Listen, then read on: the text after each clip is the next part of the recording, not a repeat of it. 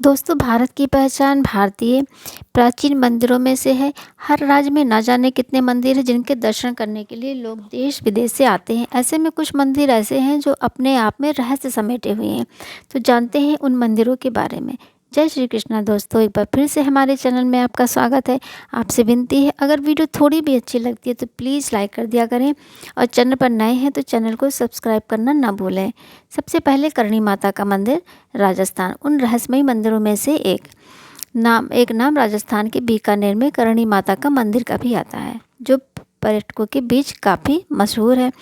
यह मंदिर देवी करणी को समर्पित है, जिन्हें देवी दुर्गा का अवतार भी माना जाता है।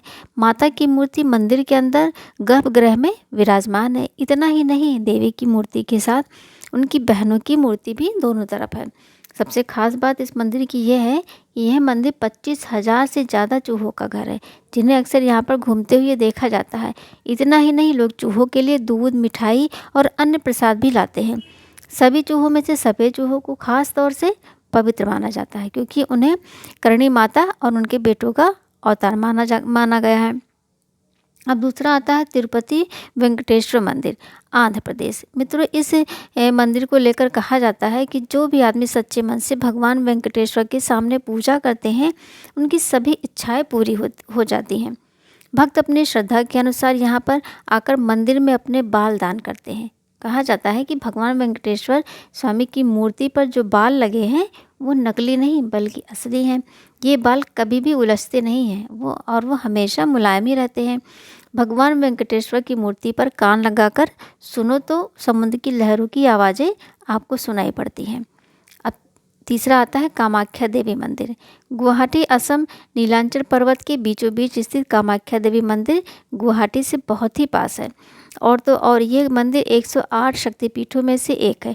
मान्यता है दोस्तों कि पिता द्वारा किए जा रहे यज्ञ की अग्नि में कूदकर माता सती के आत्मदाह करने के बाद जब भोलेनाथ माता के शव को लेकर तांडव कर रहे थे, तब श्री हरि ने उनके क्रोध को शांत करने के लिए अपना सुदर्शन चक्र छोड़कर देवी सती के शव के टुकड़े कर दिए थे। उस समय जहां माता की योनि और गर्भ आकर गिरे थे, आज उस जगह पर कामाख्या देवी मंदिर स्थित है। अब आता है स्तंभेश्वर महादेव मंदिर, गुजरात। दोस्तों, ये मंदिर अरब सागर के तट पर स्थापित है। 150 साल पुराने इस मंदिर के बारे में महाशिव पुराण के रुद्र संहिता में मिलता है। कहते हैं शिवलिंग का आकार 4 फुट और 2 फुट के व्यास वाला है। ये चमत्कारी रहस्यमय मंदिर अरब सागर और खंबात की खाड़ी से घिरा हुआ है। इस मंदिर की खासियत ये है कि यह दिन में 2 बार समुद्र के अंदर समा जाता है। इसी वजह से ये और मंदिरों से काफ़ी अलग है। अब आता है मेहंदीपुर बालाजी मंदिर, दौसा।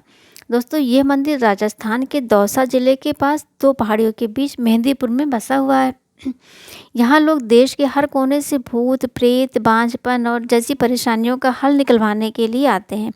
आपको जानकर हैरानी होगी, लेकिन लोगों पर से भूत का साया हटाने के लिए उन पर खौलता पानी डाला जाता है। इसके साथ ही लोगों को मंदिर की दीवारों से बांधकर भूत भगाया जाता है। यहाँ बजरंगबली की बाईं छाती में एक छोटा सा छेद है, जिससे लगातार पानी निकलता रहता है। कहते हैं कि ये बालाजी का पसीना है। अब आता है अचलेश्वर महादेव मंदिर, धौलपुर। दोस्तों, यह मंदिर राजस्थान के धौलपुर के जंगल में बना है, इसीलिए कहते हैं यहाँ बहुत ही कम लोगों का आना जाना रहता है। यह मंदिर राजस्थान और मध्य प्रदेश के बीच में है और वह जगह चंबल और बिहेड़ों के लिए मशहूर है। इस शिवलिंग की खास बात यह है कि यह दिन में 3 बार अपना रंग बदलता है। सुबह के समय शिवलिंग का रंग लाल और दोपहर में शिवलिंग का रंग केसरिया और शाम होने के बाद इसका रंग सांवला हो जाता है। अब आता है भगवान वराह श्याम मंदिर, भीनमाल का। कहते हैं राजस्थान के भीनमाल शहर में स्थित भगवान वराह श्याम का जाना माना मंदिर करीब 600 साल पुराना है। ये वराह श्याम का मंदिर भगवान विष्णु को समर्पित है और ऐसा कहा जाता है कि दोस्तों कि भगवान वराह श्याम के पैर पाताल में, सिर इंद्रलोक में है, उनके हाथों में धरती है। अब आता है महाकालेश्वर, उज्जैन। भगवान शिव के इस ज्योतिर्लिंग का श्रृंगार भस्म और भांग से किया जाता है। ये भस्म आरती पूरे विश्व में प्रसिद्ध है। इस ज्योतिर्लिंग को 3 खंडों में बांटा गया है। निचले खंड में महाकालेश्वर मंदिर, मध्य खंड में ओंकारेश्वर तथा ऊपरी खंड में श्री नागचंद्रेश्वर मंदिर स्थित है। माना जाता है कि ज्योतिर्लिंग पर चढ़े भस्म को प्रसाद रूप में ग्रहण करने से बीमारियां नहीं होती। निष्कलंक मंदिर भावनगर। अब आता है निष्कलंक मंदिर भावनगर। दोस्तों, यह मंदिर गुजरात के भावनगर में कोलियाक तट से थोड़ी दूर पर अरब सागर में स्थित है। इस शिवलिंग पर अरब सागर की लहरें रोज जलाभिषेक करती हैं। कहते हैं लोग पानी में पैदल चलकर इस मंदिर में दर्शन करने जाते हैं। दर्शन करने के लिए उन्हें ज्वार के उतरने का इंतजार करना पड़ता है। भारी ज्वार के समय केवल मंदिर की पताका और खंबा ही नजर आता है, जिससे देखकर कोई ये नहीं कह सकता कि पानी के नीचे समुद्र में महादेव का प्राचीन मंदिर बना हुआ है। यहाँ पर महादेव के 5 शिवलिंग हैं। ये पांचों शिवलिंग एक चबूतरे पर बने हुए हैं और ये कोलियाक समुद्र तट से पहले और 3 किलोमीटर अंदर अरब सागर में बना है। अब आता है लक्ष्मणेश्वर मंदिर छत्तीसगढ़। दोस्तों, कहते हैं यह मंदिर छत्तीसगढ़ के शिवनारायण मंदिर से कुछ दूरी पर खरोद नाम के शहर में स्थित है। खरोद छत्तीसगढ़ का कला केंद्र है और लोगों का मानना है कि इस जगह पर आपको मोक्ष की प्राप्ति होती है, इसीलिए इसे छत्तीसगढ़ का काशी भी कहा जाता है। वहीं लोग कहते हैं कि भगवान राम ने खर और दूसर का यहीं पर वध किया था। यही वजह है कि इस जगह का नाम खरोद पड़ा। कहते हैं कि इस शिवलिंग में 1 लाख छेद हैं, इसलिए इसे लक्षलिंग या लखरेश्वर भी कहा जाता है। वहीं इन 1 लाख छेद में से एक छेद ऐसा भी है जो पाताल लोक से जुड़ा हुआ है। इसमें जितना भी जल डालो वह सब पाताल में ही चला जाता है। जबकि एक छेद ऐसा भी है जो हमेशा पानी से भरा रहता है, जो अक्षय कुंड के नाम से जाना जाता है। लक्षलिंग जमीन से 30 फीट ऊंचा है। अब आता है रंगनाथ स्वामी जी मंदिर तिरुचिरापल्ली। भगवान रंगनाथ स्वामी मंदिर का नाम दुनिया के सबसे बड़े मंदिरों में गिना जाता है। यह मंदिर करीब 156 एकड़ भूमि पर बना हुआ है। यह स्वामी रंगनाथ का मंदिर भारत के तमिलनाडु राज्य के तिरुपल्ली में श्री रंगम में स्थित है, इसलिए इस मंदिर को श्री रंगम मंदिर कहा जाता है। जिस जगह पर पहले भगवान श्री रंगनाथ की मूर्ति स्थापित थी वह जगह जंगल बन चुकी थी। फिर जब जंगल के निर्माण के बाद चोल वंश के राजा शिकार के लिए एक तोते का पीछा कर रहे थे, तब उन्हें अचानक जंगल में देवता की एक मूर्ति मिलती है। तभी राजा ने रंगनाथ स्वामी मंदिर का विकास कराया था। अब आता है हनुमंता मंदिर मध्य प्रदेश। दोस्तों, हनुमान जी का यह मंदिर मध्य प्रदेश भिंड जिले में है। ऐसी मान्यता है कि इस मंदिर के भगवान हनुमान स्वयं अपने एक भक्त का इलाज करने डॉक्टर बनकर आते थे। यहाँ आने वाले भक्तों व श्रद्धालुओं का मानना है कि डॉक्टर हनुमान के पास सभी तरह की बीमारियों का कारगर इलाज है। यही कारण है कि यहाँ पर लोग दूर दूर से अपनी बीमारी से छुटकारा पाने के लिए आते हैं। वहाँ रहने वाले स्थानीय लोगों की माने तो इस मंदिर में जो भी भक्त दर्शन करने के लिए आता है वह हमेशा स्वस्थ रहता है। अब आता है जगन्नाथ मंदिर कानपुर उत्तर प्रदेश के कानपुर में बना भगवान जगन्नाथ का मंदिर बहुत ही प्रसिद्ध है। यहाँ बलराम जी और देवी सुभद्रा की मूर्तियाँ भी लगी हैं। ये मूर्तियाँ काले रंग के चिकने पत्थरों से बनी हुई हैं। इस मंदिर के आंगन में सूर्यदेव और पद्माभम की मूर्तियां भी स्थापित हैं। मौसम विभाग के अलावा यह मंदिर भी पूरे मानसून की स्थिति की जानकारी देता है। इस रहस्य को जानने के लिए देश और पूरी दुनिया के वैज्ञानिक यहाँ पर रिसर्च भी कर चुके हैं। बारिश आने से लगभग 1 सप्ताह पहले मंदिर में श्री जगन्नाथ की मूर्ति पर मंदिर के गुंबद से पानी की बूंदें होकर आने लगती हैं। तो कम बारिश होगी, वहीं अगर पत्थर पर पानी की बूंदों का रूप लेने लगता है तो इससे सामान्य बारिश होने का संकेत मिल जाता है। अब आता है कोणार्क मंदिर ओडिशा। ओडिशा के कोणार्क के सूर्यदेव मंदिर को साल 1903 में मंदिर के मेन दरवाजे को अचानक रेत और बालू से पूरी तरह से ढककर बंद कर दिया गया था।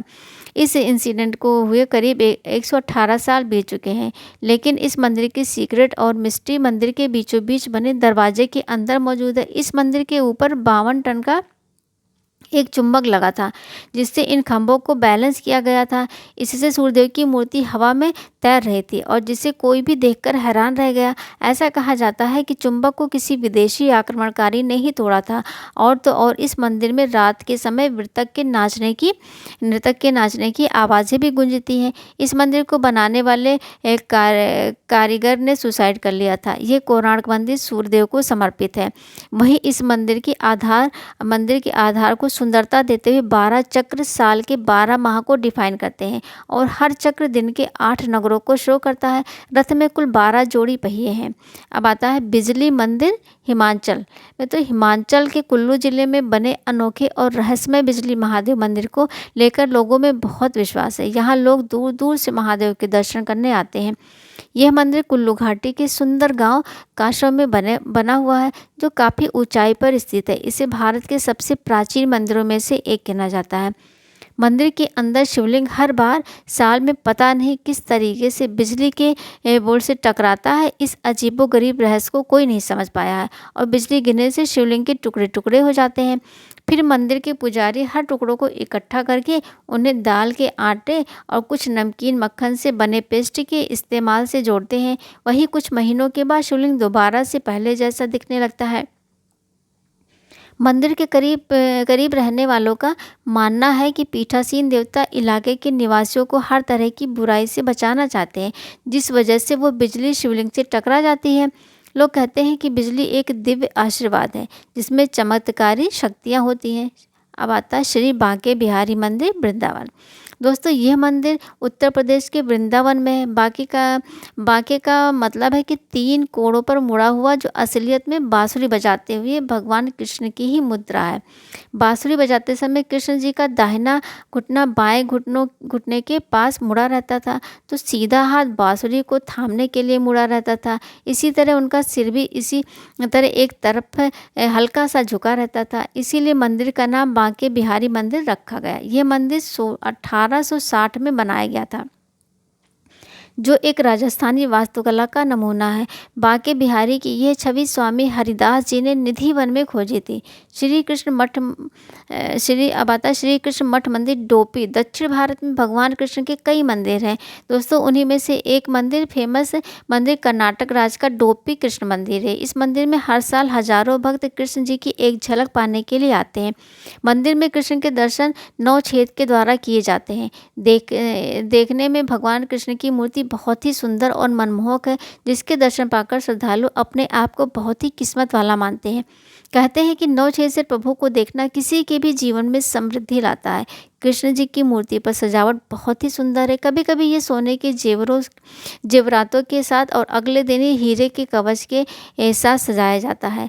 तो दोस्तों, आज की वीडियो में फ़िलहाल बस इतना ही। आपको हमारी ये वीडियो कैसी लगी कमेंट करके ज़रूर बताइएगा। साथ ही वीडियो को लाइक और शेयर करें और चैनल को सब्सक्राइब करना ना भूलें।